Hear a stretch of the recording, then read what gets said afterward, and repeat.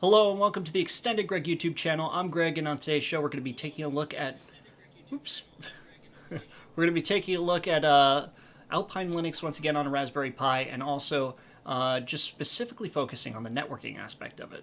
So we're going to be going through some of the commands and some of the processes that we need to do to be able to connect to wireless networks as well as wired networks and be able to set static IPs, things like that. So let's go ahead and get into it.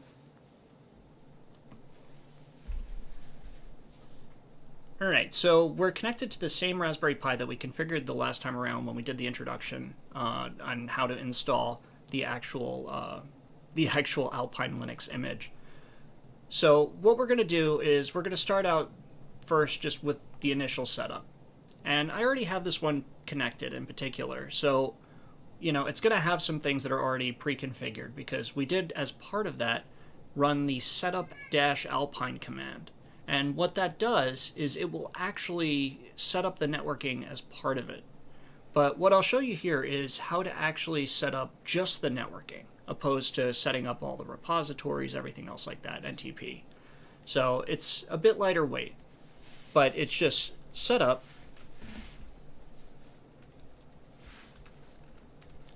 dash networking.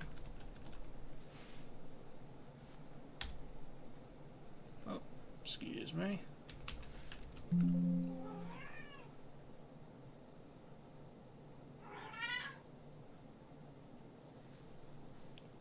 My cat is very unhappy. Sorry, set up interfaces. Should have checked that command. So set up interfaces. So let me exit out of that. I'll clear it just so we don't have a bunch of garbage on the screen.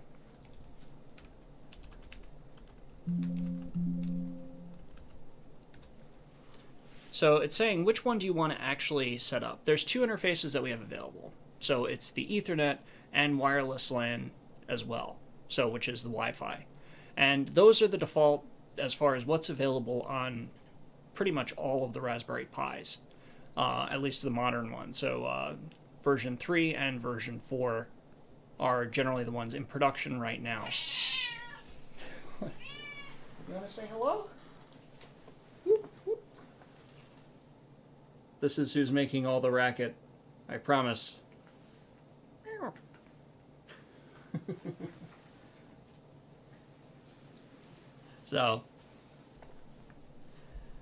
So pretty much we have to choose between the two of them. We can actually set up both. So in this case, let's just do ETH0, which is the default shown in brackets.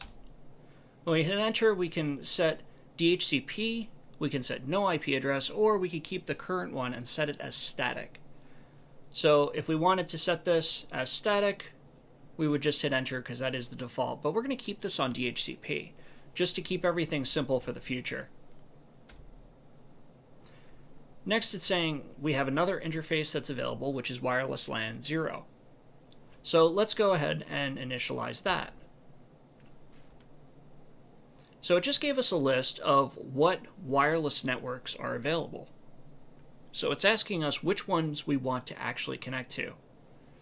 In this case, we're going to do 27 home guest.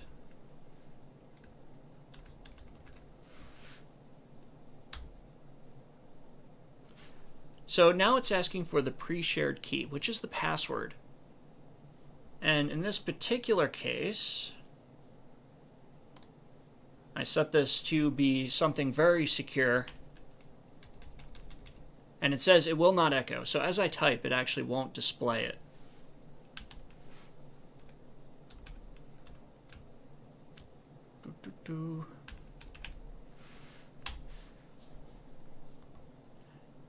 Okay, and now it's created the WPA supplicant.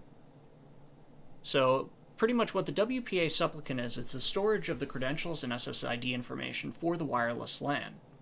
And what that will do is it will be able to connect to it again automatically, just like if you were to connect to it on a Windows or a Mac machine and then save and automatically connect to that network the next time it sees it. It's doing the same thing, but it's the Linux version of that. And we're using WPA supplicant because it's a bit easier as far as trying to make everything go. It's a bit older and is being replaced by a version from Intel on Raspberry Pi on Alpine Linux. But we're not going to go into that particular one today. But This one works perfectly fine, and it supports all the modern protocols, everything else like that, and is still secure. So now it's asking us for our IP address that we want. And in our case, we also want to keep DHCP for this. So we're just going to hit enter. And then it says, do we want to do any manual network configuration? Now, generally, because we just followed the wizard, or the utility, we don't really necessarily need to unless we want to do something special. And we're not going to do anything special in this particular case, but I am going to type yes just so we can look at it. And what we see are the three definitions laid out here, which is auto low, which stands for loopback connection. We have that says iFace stands for interface. LO is the name of the adapter. In this case, it's the loopback connection. iNet, loopback. So it's defining it as a loopback connection. Then we have auto ETH0, which iFace ETH0, then iNet, and it's just network. And then it says DHCP. So pretty much this is how it's defining it. So once we actually set those terms, if we were to set manual IP addresses, for example, they would show up in here as well.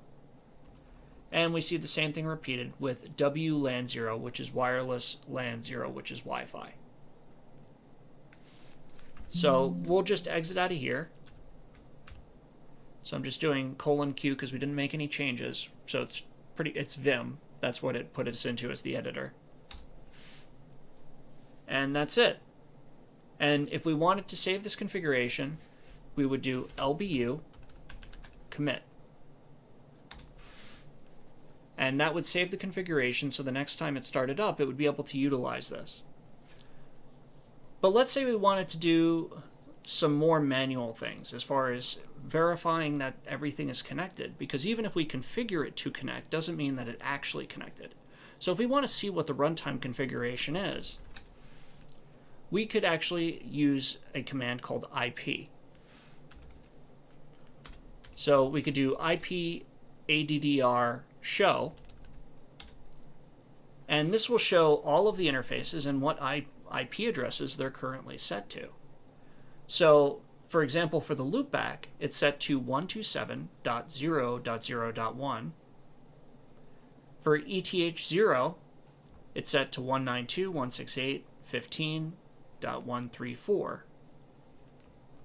For wireless LAN 0, it's set to 192.168.100.107. So we just got all of it. If we pull it out of all of the rest of the noise that's here, because again, it's telling us a lot of specifications about how the adapter is configured. But a lot of the times, unless something is not working or you're trying to set something up in a very special way, the defaults are just going to be fine, so it doesn't necessarily matter. So if you're not using multicast, for example, it doesn't really matter to you that it's there. But one thing that does matter is the state, which is up. So you want to make sure it's set to up. Otherwise, if it says down, that means that the actual adapter is disabled. And you would have to enable it at that point in order to make it so it can connect. So pretty much somebody told it that it's not allowed to connect. Although there could be another reason for it. So for example, if we see state is up here as well, if any of those say down, it could be that it's also lost its connection. For example, the actual cable connection could be unplugged.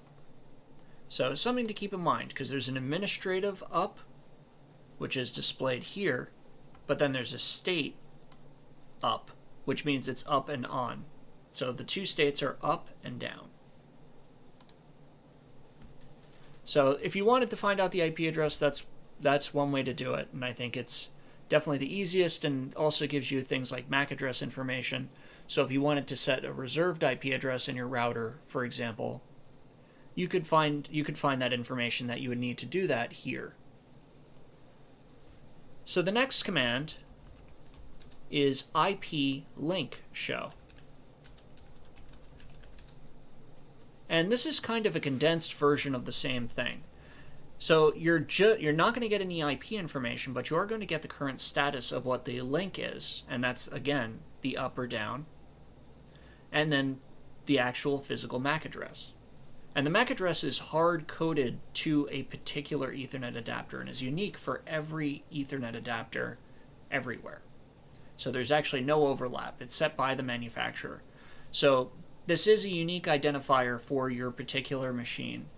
So certainly something to, take note of is that you're going to have to, if you do need it, you can't get it from another machine and use that, for example, to set the reserved IP address. You would have to actually use the one from the adapter itself.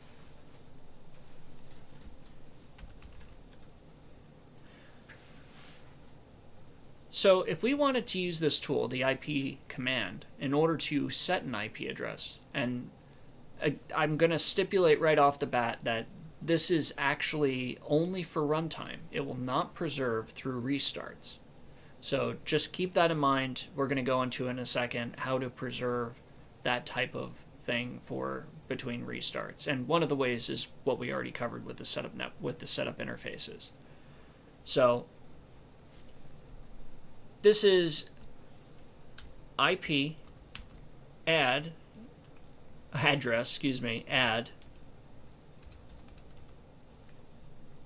and then we would give it an IP address. So let's say we wanted to do 192.168.100.20. Okay, we would want to assign that to the wireless LAN. Okay, so then we type dev, and dev is a keyword, just like address and add.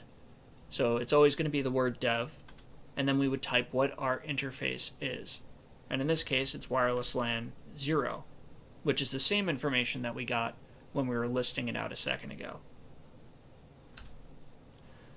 So when we type that, and now we do IP address show, we see that it has added a second address to the same interface. And it's important to note that there's also something called the CIDR mask here, all right, which is your net mask. I did not set one on that particular one, so it defaulted to /32.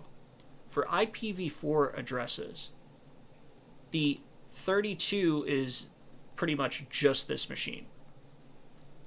/24 means that this last number here, it can communicate with anybody else who is sharing that number, or sharing the preceding 3 sets of numbers. And we call these octets because it's pretty much values between 0 and 255, and each of those can be represented by 8 bits. So we call it an octet. So this is an octet, this is an octet, and this is an octet. So this last octet here, if we have it set to /24, is pretty much unique to this machine, otherwise there will be an IP conflict.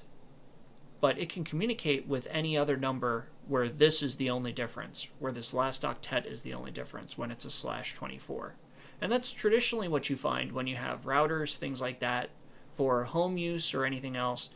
You'll see /24 mainly. There are other applications where you may need to use other things. So if you wanted to subdivide things to keep them only talking to each other, you could do that. But realistically, you could still use a /24. There's enough of them. And, it's just something, the 192.168, everything beyond that, so like the .100, I set myself, and the .107 was set by DHCP. So there's actually 255 options that you can use before you have to go to other addresses. So there's really no reason to use anything else. But in this case, because we didn't specify it, the /32 means it can only talk to itself. So what's an example of how we would use that? So if we had an internal web server, and in a few minutes, after we get through these commands and configure the actual services, we'll go through and we'll set up a small web server just so we could see the default page. But as far as the actual, if we want to serve a service locally on a particular network adapter, for example, to make sure that it was always up without having to check it. We just wanted to ping it. This is just a broad case. It's rare that you would actually try and do that, but you could do it this way. Again, there's better ways to do it, but so we don't want a /32. So let's go back and we'll change this. Let's see if it'll let us do it on the fly, but we'll change it to a /24. And in this case, we see that it just added it twice. But we do see that it added it here. It says it's a secondary. So it is saying it's redundant. Now, if we wanted to remove it,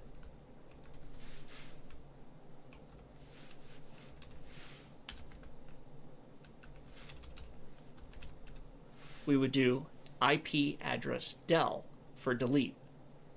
And we would specify it out in its entirety in the same way. Now, I had to put the /32 there, even though we didn't do it before, because it has 2 entries now. But if we go to show, we see now only the one that we did that was /24 exists, and our original DHCP assigned address exists. So, and again, this is only for runtime. There's actually better ways to do this that we're going to go into in a second that will preserve it through reboots. But if you needed to add an IP address really quickly, because like let's say you're transitioning between 2 IP addresses and some stuff is still pointing to the old stuff and you want to transition it to the new stuff without having a service interruption, you could use this to assign 2 IP addresses to the same interface.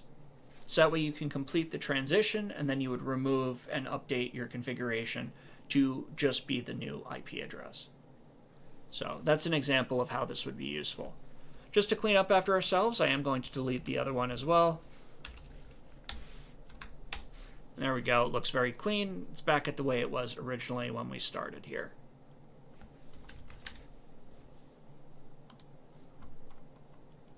So since we kind of touched on wireless at the beginning, let's go into exactly what some of the tools are that are available for it. And especially on Alpine Linux, it doesn't actually default to having wireless Wi-Fi in particular installed. So we would have to install it. So the way that we would do it is we would do apk, add, and then we would add 2 packages in particular. It would be wireless tools and WPA supplicant. Okay, and it's exactly like this. And pretty much everything after add, if you put spaces in between the package names, you can install multiple packages with a single command. And that's what we're doing here. And I happen to already go through and install this ahead of time, but it would install it if it wasn't installed. So next we would do IPA for pretty much listing everything. So even if we had something that wasn't configured, in this case we already configured it because we ran setup interfaces, but if we didn't do that, we actually would never have initialized wireless LAN 0. So a lot of the commands that we're about to run wouldn't work. So this will show us the commands that are current. Ooh, touchy.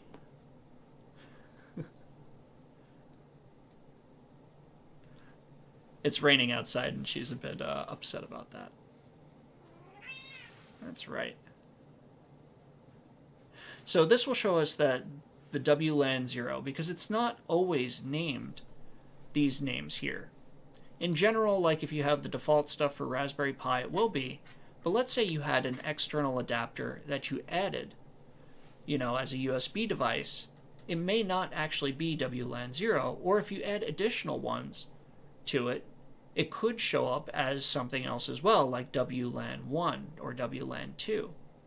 So if you wanted to create your own primitive router or have it connect to multiple networks simultaneously, you can add multiple interfaces, really pretty much as many as you want, and it will be able to handle it, but you would use this command IPA to find out what those names are in order to bring them up.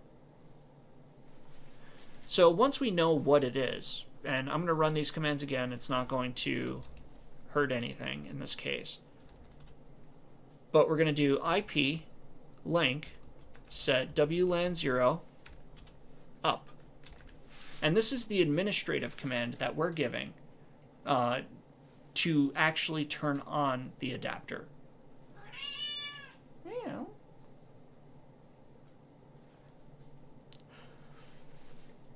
To actually turn on the adapter. Right? And we see nothing got returned because it's already up, so it didn't have to process anything. But,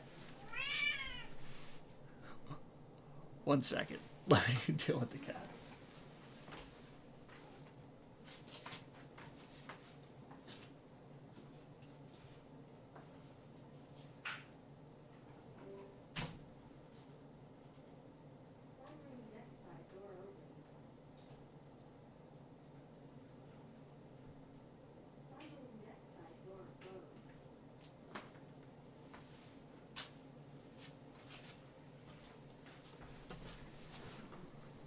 Fun times. So, this would bring it up, and that way it would be able to connect. Now, it may not connect if we haven't configured anything, especially for wireless LAN, since we would have to set the SSID and the password in order for it to successfully connect and get an IP address and be able to communicate. But at least it would bring up so we could start scanning for wireless networks. So, now that we brought it up, we want to actually scan and do that same thing where it lists out what the actual adapter, what the available networks are. So we're going to use a command called iwlist. Okay, and we're going to type in the adapter that we want to use to scan.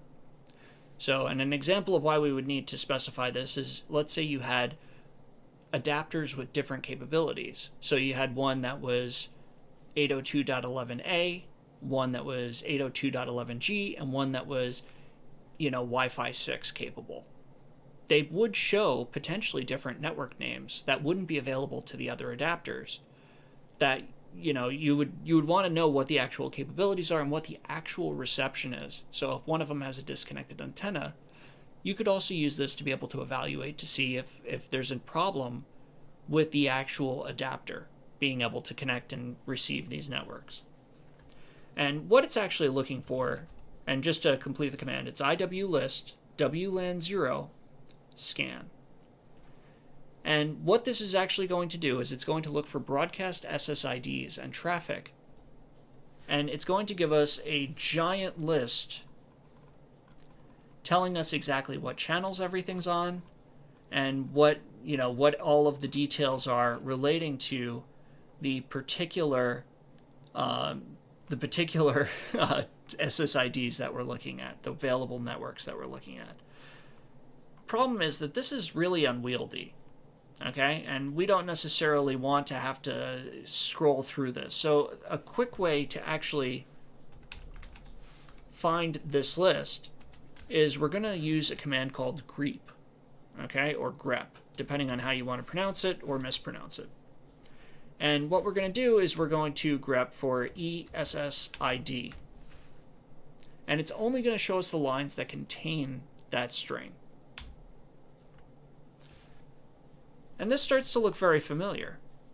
So what we see is we have ESSIDs, multiple instances of multiple networks. I have a highly segmented network with firewalls for reasons, but we're not going into that depth today. But as far as what's here, we can choose and we can copy one of these in order to be able to use it for making that connection. So once we actually know what wireless network we want to actually connect to, we would then want to generate a WPA supplicant conf file. All right, and the way that we do that is using a utility called WPA passphrase.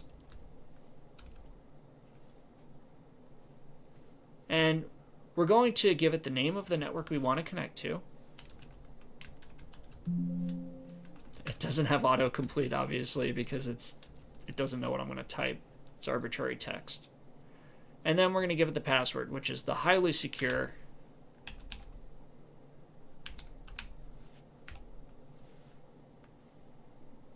password.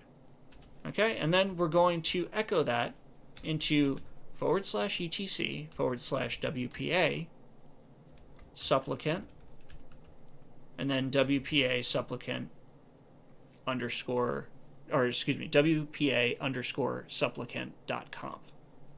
In this case, it does exist. And I did tab for auto completion there because we did generate it earlier with the setup interfaces. But if it didn't exist, we could actually just create this folder for WPA supplicant. We can create the file for WPA supplicant.conf and be able to have it work exactly the same, because we're going to reference it in a second in another configuration file. So the actual location is completely arbitrary.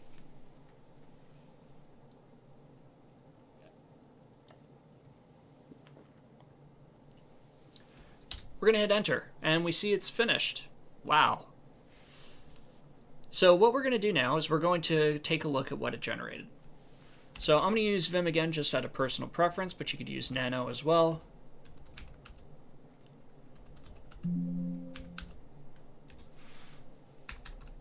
And here's what we see. But we see it has the SSID that we specified.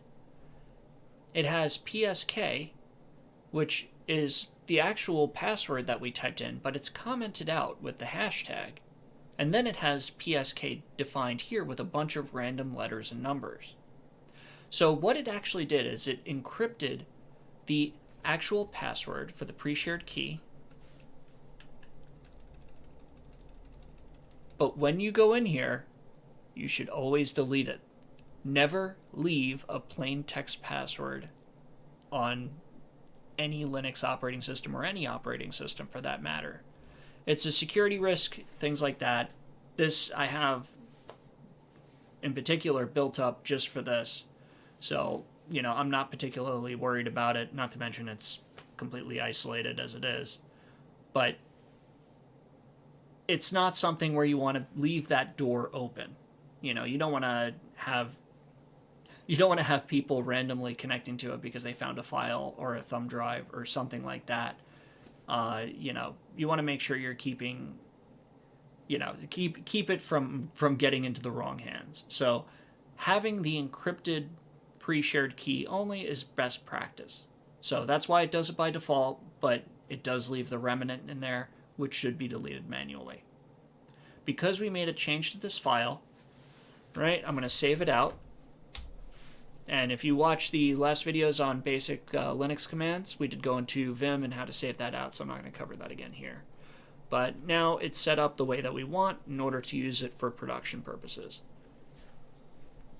So because we installed this, and again, setup interfaces does all of this by default, so it's not going to require it here. But just if you wanted to do it manually, we have to add the services to make sure that they start in order to make sure that it's able to actually do the connections. So one of those is adding as a boot service WPA supplicant. So we're going to use rc-update in order to be able to do that. So we're going to do rc-update add WPA supplicant,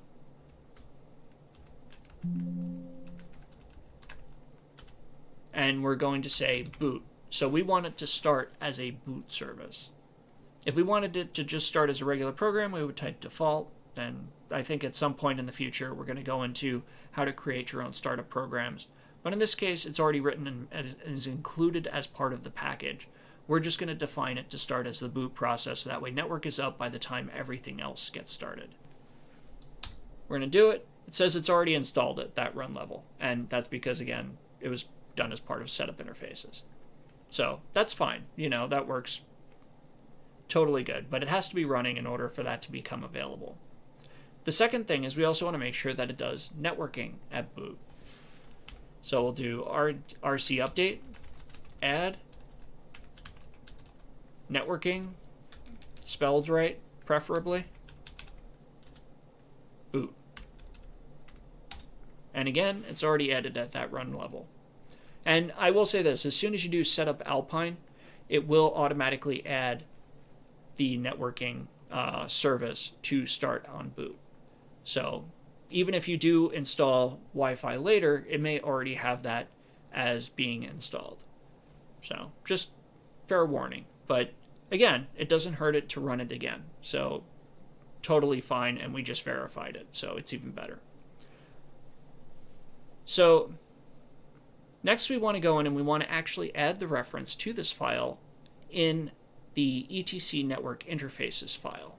And what that is it's pretty much the text file that defines what our settings are for our adapters, just like we saw earlier when we chose to manually edit the file during setup interfaces. So I'm going to use vim again, /etc/network/interfaces. So we hit into this and we see the exact same file that we saw before, but we see currently our wireless LAN 0 it just says DHCP. And in this case, because setup interfaces uses the newer version of the package that doesn't rely on WPA supplicant, it doesn't add any additional information here. So I'm not going to save this config. I will go through the motions, but I'm not sure if it'll break it if you do both. So if you ever had to make changes to the wireless LAN and you started with setup interfaces, be sure to continue just by rerunning setup interfaces. It will show you the defaults that you had set before. You can always tab through it. Make sure if it shows an IP address, know if it's supposed to be DHCP and correct that. But other than that, pretty much everything else will just kind of work. So, but for this purpose, because we're looking at WPA supplicant, we would actually go through and we would have auto WLAN 0, which means it will automatically come up, iFace WLAN 0 iNet DHCP, but then we would add a line down here. All right, and I'm going to tab in, and we're going to do WPA conf space /etc /WPA. I won't do tab auto completion because it's a text editor.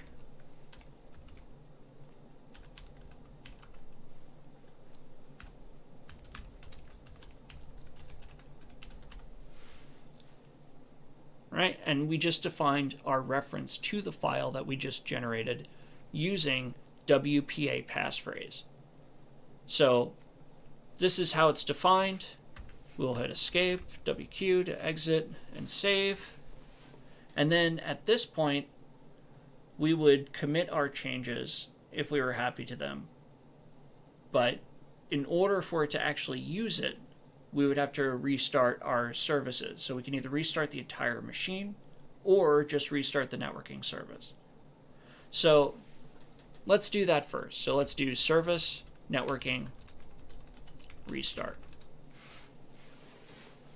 And there we see it's stopping all of the adapters. Okay, and it's getting the IP address. I'm currently connected through ETH0. So that's, you'll see actually a little bit of a delay because obviously it can't update if the adapter is disconnected and you're connected through SSH. It won't be able to send you updates to your screen until after it reconnects. But thankfully it does cache that. So it looks like it stutters for a second and then comes through. Same thing for wireless LAN 0. It did connect and now everything is up. So it actually came back to the prompt here, but then we see that it did two additional things after that. So it did starting cron ED and NTP clock, which is one of the packages that we built onto this machine. So if we hit enter again, we do see that it goes back to the regular prompt and we can continue as normal.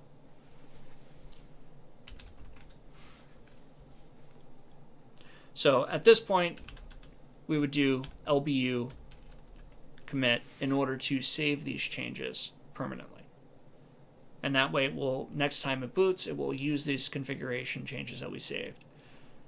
Now, I'm just going to say this, hopefully it doesn't confuse anything, but if we had added it anywhere else but the /etc file folder for the WPA supplicant.conf file, we would have to do LBU add in order to make sure that that file is part of the saving for LBU. By default, it only saves everything in /etc with few exceptions, but if you save it anywhere else, it won't save it at all. So you got to make sure that it's part of LBU, otherwise it's going to be a problem. So saving it to the default location is definitely the preferred option. So now it's great. We're all connected. Everything's fine. We're all happy. But we want to verify that it's connected, or let's say we're having some kind of problems accessing a certain site, and we want to find out what that is.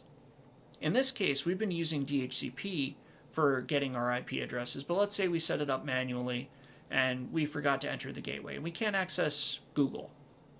Okay, one way to check that is by using the ping command. And I don't know if you've used ping before on either Mac or on Windows. It is actually ubiquitous across all three operating systems and pretty much all computer systems generally with networking. So we're going to do ping and we're going to do google.com. All right, and in this case, we can see that we can access it, and it's giving us an IP address back telling us what google.com resolved to. If, for example, we didn't have a DNS name set, it would not actually be able to make it this far, and it would throw an error saying could not resolve hostname. But in this case, we can see that DNS is active. We can also see that we're able to reach our gateway because we're able to get out to the internet, and we're also able to access the server because we're able to get a response. Now, if this was a home server, for example, in a home lab, and you weren't able to get a response from it, it could be, but let's say you were able to ping it, but you weren't able to access the service that you wanted, it could be that the service is down and not the machine. This is doing a low-level connection, just saying, hello, are you there? And it's saying, yeah, and sending that back. It doesn't tell it any information about its current state, its current loads, anything else like that, or the service states for the things that you're actually trying to access. So it's just saying that the network connection link is up and the IP address is valid and connected. So just that's what ping is for. But ping is also is very useful for verifying other things if you wanted to find out if an IP address was in use. If you go to a machine that's on the same network or at least accessible to it, you could try pinging an IP address that you were going to set a machine to statically and verify that nobody's responding. And if nobody's responding, okay, the machine could be off, so it's not an absolute test, but at least it is a good fail-safe to make sure that you're not going to be causing an IP conflict in the network that could cause traffic to fail for not one machine, but two machines. Both machines that are configured to the same address could be getting each other's traffic. So it's a good way to check for that as well. So let's take a look at another command, which is traceroute.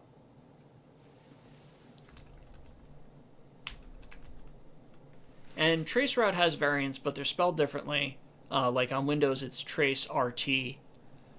And on Mac, it's actually traceroute, so it's pretty much exactly the same thing.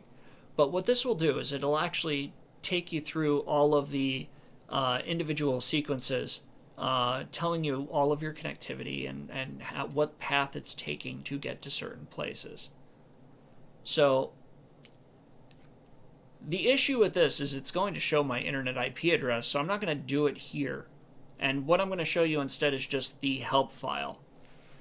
So we're going to do // help.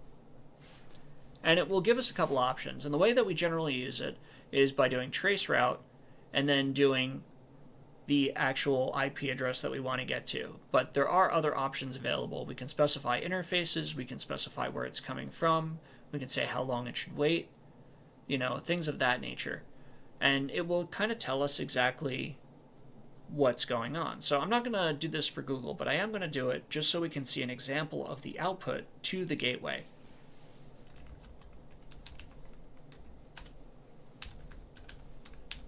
And I'll do it over our wireless LAN connection that we did.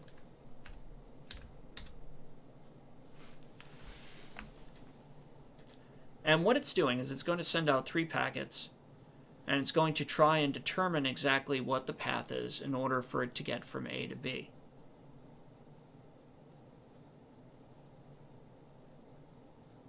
I say this, but I'm actually curious because I set this as an isolated network. It may actually be blocking this traffic. We're going to find out together. So just kind of covering what it's doing as far, or what the limitations are, or what it's going to time out, for example. What it says is 30 hops max. So what it's counting here are the number of hops that it's actually trying to take. Yeah, and I don't think I have it configured for it, so we're going to do a different address.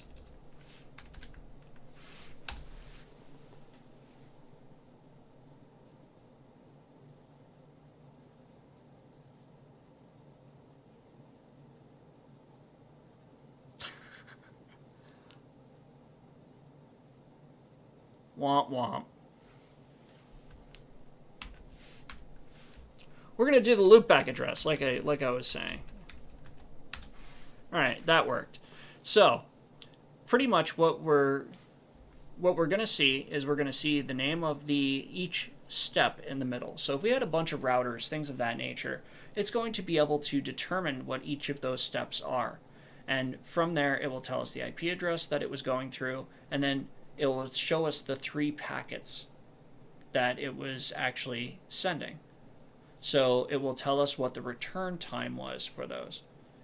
So, and at the end, it will give us some stats and things like that. You know, if or it will tell us if it failed. I'll put it that way. So it will just error out. But this is very important because if you see a lot of variability here, it could mean that it's taking, you know, there's issues with the connection that are causing it to have congestion, which could cause delay in packets. But realistically, you know, if it makes it and it responds, your connection's probably fine. So this is a good diagnostic tool in terms of finding out where the problem device is, because it will go one step at a time, one device at a time, you know, as far as routers. It won't do switches because switches just pass the traffic at a different layer. But for routers, which deal with layer 3, as they call it on the OSI model, which is the definition of what builds a network stack. So layer 3 are IP addresses. And so layer 1 are physical connections, so the electrical connections. Layer 2 are MAC addresses, which are the addresses that we referenced earlier. And layer 3 are the IP addresses, so they kind of build on top of each other.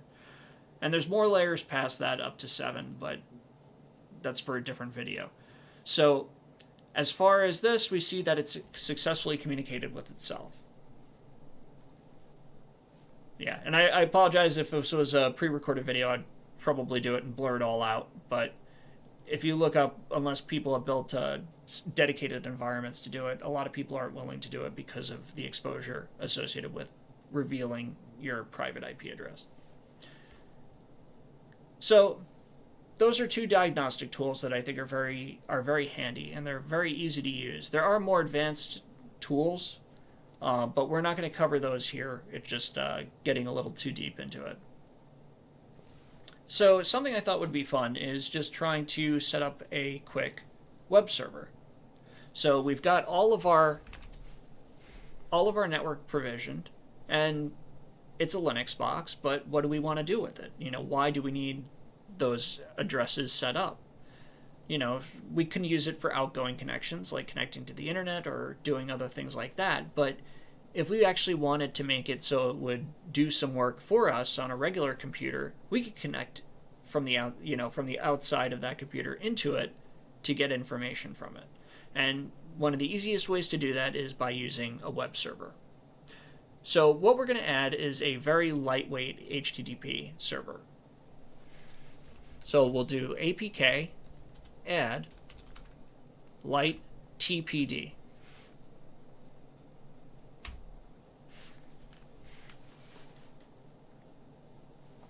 So it's very lightweight. It doesn't take up a whole lot of space. And once it's installed, we can start it by using rc service light TPD start. Right? And now it's started. And then the way that we would actually go to the page, and let me actually...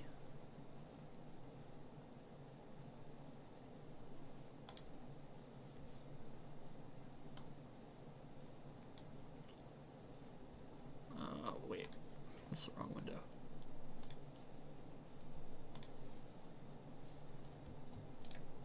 So pretty much we would go to the IP address. I'm going to quickly switch screens here.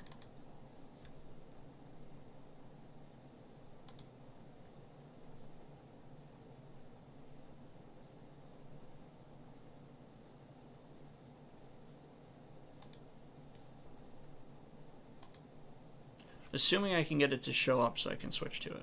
I actually think I need to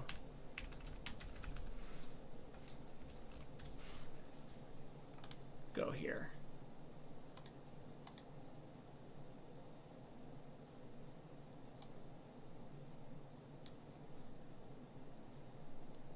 Will it blend? Let's see.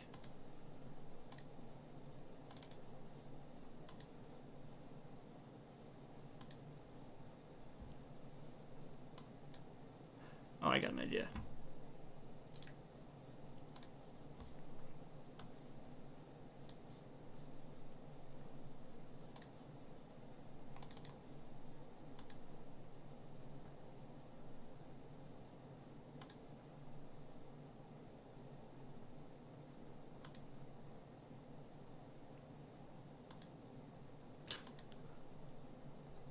Now it decides to go. Okay.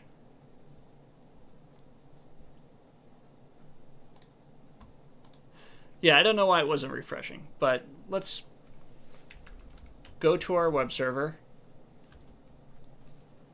Boom, boom, boom.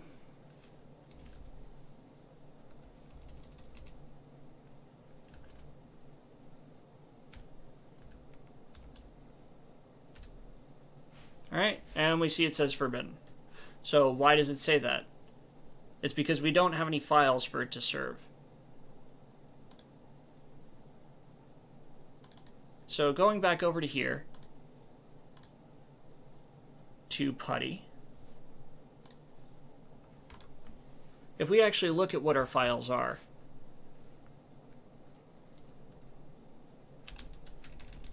let's do ls/var,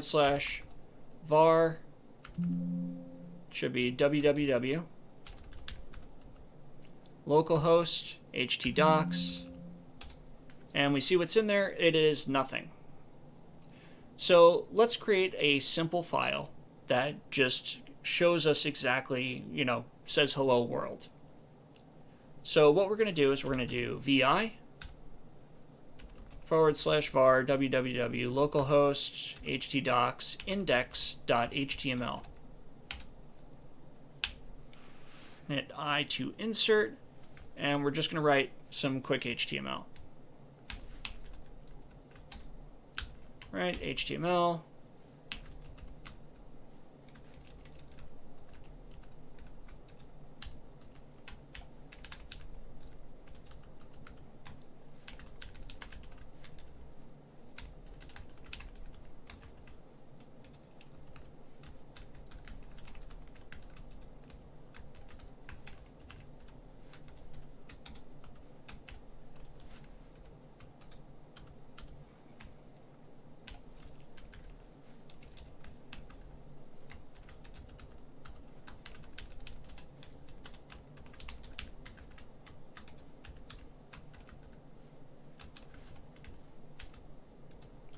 I'm going to describe what I'm doing in a second. Right, so this is a very simple web page. So it has a title that says Hello World, and then it has a body, which is the content that you see in the actual screen, that also says Hello World, and it's in a heading size 2. So there's 1 through 7 in this particular case. Size 2 is a little bit smaller than ginormous. So we'll accept that, we'll save it out. Okay, we don't have to do anything else. Let's hit F5, and there we go. Whoa. Oh, I should have switched over before I hit it, but that's okay. And there it is. Hello World. We can refresh it as much as we want, and it's all working. So we see that we can now have it do work. So if we were to generate that page, for example, with a script to show something that the Raspberry Pi was doing, it could give us current status. It could also, if we installed things like PHP or other server-side scripting languages, we could actually have it do dynamic updates to a simple script using variables and equations and things of that nature to be able to make it do useful work. So it's just kind of getting our feet wet as far as what the capabilities are to be able to do that. And I hope you enjoyed the video today. If you liked the video, be sure to hit that like button and leave a comment down below. If you haven't subscribed to the channel, please subscribe. It helps me out a lot. And then hit that notification bell. That way you know the next time we're getting extended. So until then, take care.